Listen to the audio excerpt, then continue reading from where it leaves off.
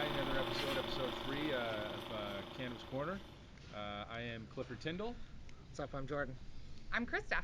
We're going to continue what we're doing. Cannabis Corner is more of a platform, not for Jordan and I to speak and talk about our backgrounds or what we're doing. This is a platform really to move cannabis forward, move this movement forward, move the discussion forward of how we can include as many people as possible and really accelerate the legitimacy that this market has become.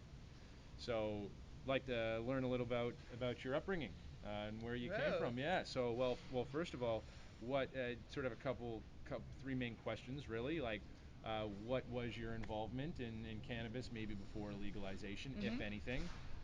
What is your involvement now, and where do you see it? Where do you sort of place yourself in the industry as a whole? Okay. And then we'll go to where you think the industry should move forward. Those are loaded questions. They are. Yeah. First one, do you smoke weed? Yeah. Do I smoke weed? Yes. Okay. But I'm very much a casual smoker. Gotcha. Okay. Before legalization, I was a medical user. Oh. Because I used CBD and THC products Okay. because I had a concussion Yeah. and was recovering that way. Okay. And it had helped so much with migraines Yeah. and Yeah. the anxiety that's associated with Really? that. So that was kind of like my first That's been introduction. my experience. I smoke the lightest, love the light weed, Yeah. and it's high CBD for headaches, for anxiety, for stuff like that. Great. Yeah. Yeah. Now I'm more of like an edibles beverage gal. Nice. Okay. And more of a social user in Right. terms of with my group of friends and how and the consumption practices around that. So Gotcha. Cool. it's changed for sure. Yeah. I guess I should have asked, do you consume cannabis? I'm Yeah. used to saying, do you smoke cannabis? Right, Like, yeah. no. Yeah, it's because I'm like the old style, right? Yeah. I really like how you described its use, and even for yourself, some people need it to function. Let's Yeah. face it. I'm the type of person that believes use cannabis as long as it's allowing you to be functional and get on with your life. If it's holding you back in some way, take a break, Yeah. chill out. But really, my personal opinion of it is it should be used as a tool.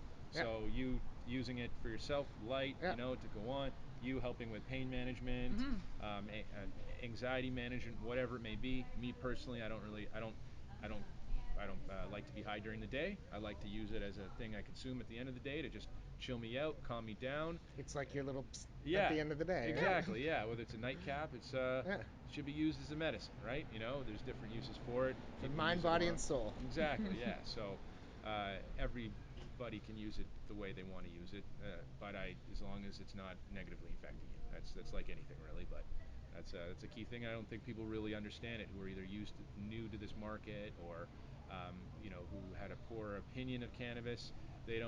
Not enough people realize how much of a tool it is that can be used to better our lives. So I think that's a good takeaway no matter who we're talking here. For sure. I like that. Yeah. So how'd you get into weed?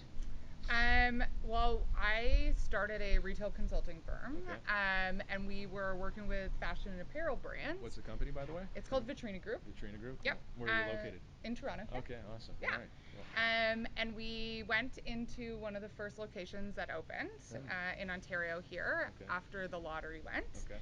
And I walked in and was like, whoa. There are a lot of opportunities here. We are not running a store that's like operationally on point. Yeah. There's a lot of inconsistency. It was my neighborhood store, and I went there 3 times, and every time I had a totally different experience, Okay. either really positive or really negative. Okay. Yeah. And so it was that I was like, oh, there's an opportunity here, and there's an opportunity to like support an industry with my background and skills, but to do retail better. Yeah. Like customers deserve better. Yep. So that was kind of our initial push. Okay. And then we got involved with some lottery winners, got involved with some private Nice. owners, Amazing. more corporate stores, and so here we are. And so was that so when you say lottery winners, it's like when they win the lottery, you got involved with them, and then it was building that brand up? Yeah, it was building Can you name drop any of them? I can't, no. Okay. We're under really no aggressive worries. NDAs Yeah, because of course. we are the kind of the secret sauce Of course, sometimes of as course. to why they're successful. So Wow, cool. it's one of the really cool and also negative parts of the business, I guess. Gotcha, But yeah. mainly supporting them and figuring out what do we need to do to make sure that a retail store is going to operate and serve our customer in the best way possible. So where did you see the biggest opportunity for improvement is? Is it the way merchandising is displayed? Is it the flow of the store? Is it the staffing? Is it the leadership? All of the above? Like, yeah, I would take it one step backward Okay. and say, who's the customer that we're servicing? Okay. And not like we as an industry, because Yeah. that's a big conversation. Yeah. But like as a retailer, if we want to be focused and Mhm. we want to give really great experiences and we want to merchandise and we want to be efficient with our staffing Okay. and we want to be efficient with our purchasing of inventory, Yeah. who are we servicing? Mhm. Okay. And let's start answering the whys and the hows. Yeah. And then build a store that services And that. I think at the beginning everybody fell into this thing like who are you servicing? Anybody who wants to buy weed. And that I is love customers who love weed. totally not what you should be Mhm. doing. Like Mhm. look, I think of it, I'm a data guy by nature, by trade and marketing and all of that stuff. And I look at it like you look at your demographics around your area. You look at that kind of, and then you start to feel the population that you're going to serve. And then you cater your products to that. Is that functionally what you're saying? Yeah, it's like, what does your customer do before they come to the store, Okay. while they're in the store, Yeah. and then after they leave? Huh. And that's going to give you a lot of insights in terms of what they need. Okay. Hi, Mom. Actually. Yeah. Hey. That's okay. Yeah. And It's funny. that's so cute. And if we take those insights, Yeah. then we can drive a store that's going to service all of those areas better. Yeah. The difficulty, I think, when we first opened up was not just like we don't actually know who the customer is, because that was a part of it for Yeah. sure. Yeah. Yeah. But Yeah, because you also, don't know who's going to go from the legacy market to the legal market. You don't know what those people are. You can't tell any. You can make gross generalizations about that, but until there's some intelligence behind it, and that comes in the form of your POS systems and all of that, and being able to tell what you can tell about those people, Okay. your demographic is unknown. yeah, you think you might service one, you service another, your first stores open up, we have a limited option in terms of what SKUs we can purchase as a retailer. Yeah. Okay.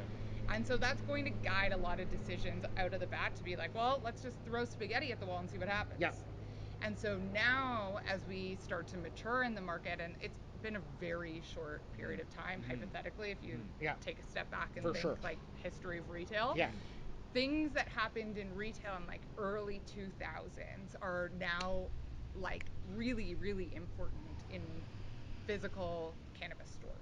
For example. And how do you So mean? like we took technology and we started to harness technology in retail environments. Gotcha, And we were starting to read data better and understand what our customer behaviors were better in Yeah. stores.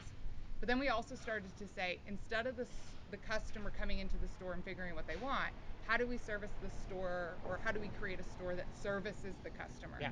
Right? So we got a change in layout. We started to move away from permanent cash desks. Like there were all of these iterations that happened over the last like 20 years in Gotcha. retail. Yeah, so when you say that, me being a non-retail, I fucking hate shopping. But like in the step back, I'm like, wow, they all did change. Like even the banking, the entire banking community is completely different now from the Yes. teller aspect, Yeah, right? yeah. And so I'm just now unpacking what you're saying there. It's a I'm whole like, experience, oh, right? so Yeah. now because we are still at Randy River circa 2001 right now with the cannabis industry. Well, I think about it as maybe a really Canadian example, and most people probably have this like the Bay example outside Yeah. of the Queen Street location. Yeah. Is in your small community, you went in and it had all of these PC brands, and we didn't know that much about it, and the inventory was really PC, and it was just kind of like hoping that you were going to find the right thing. Okay. Yeah, it was almost like a winner's rack, kind of winner's sale rack, right? Where 100%. you're not sure if like does it come in my size? Like, is this the same brand? It's the same color, but it's not necessarily the same brand. Yeah.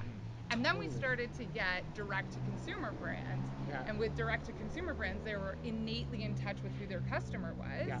And so they could better service them. Yeah. So the old way of like going to a retail store and being like, oh, they don't have my product here, was null and void. Yeah. Because you were going to a store because you knew they were going to have your product, because you knew that they were going to have aesthetically the things that you wanted or needed. Gotcha.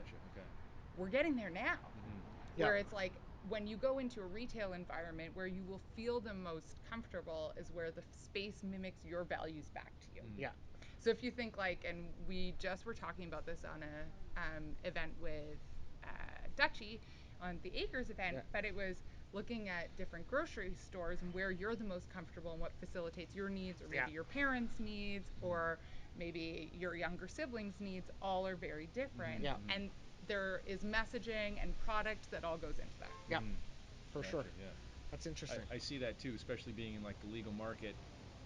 It's a growing industry. We got a massive long way to go, but being an operator, my passion is not just to cater to the people that are very proactive in coming forward into our stores, but to really cater to the people that ultimately the legacy market, right?